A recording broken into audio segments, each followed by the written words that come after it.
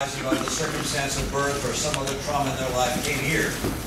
This was the land that was the shining city on the hill that Ronald Reagan spoke of in so many ways, morally, economically, militarily. America has been the greatest gift to the world. And to be born here, to be able to live here, to be raised here, what an extraordinary privilege that is. I hope our kids understand that with that extraordinary gift comes responsibility.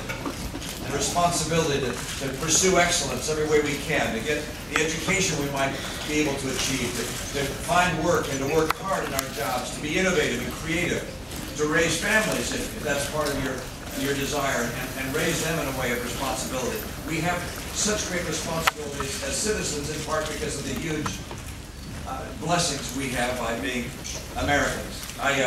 My wife introduced almost all the members of the family. There are two more that she did not introduce.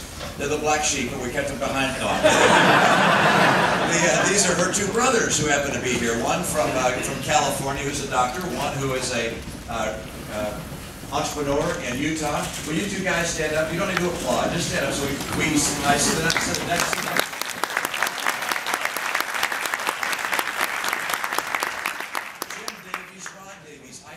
When I think about the blessing of America, I think not only about my own dad. My dad, by the way, was born in Mexico, of American parents living there.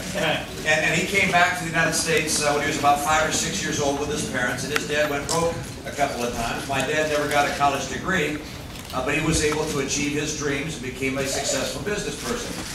But it's Ann's dad, and those two guys' dad, that their story touches my heart a bit, because Ann mentioned that their grandfather was a coal miner in Wales, and he was injured in an accident, a coal mining accident. And what would you do if you were in Wales with children? He had 4 children of his own. What would you do if you were unable to work there? You'd hope to come to America. Yeah. And that's what they did.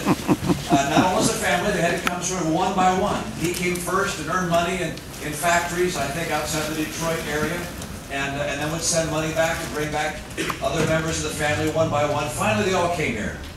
And they recognized that in order to pursue the dreams they had, not just for their generation, but for the generation beyond, that they needed to pursue education.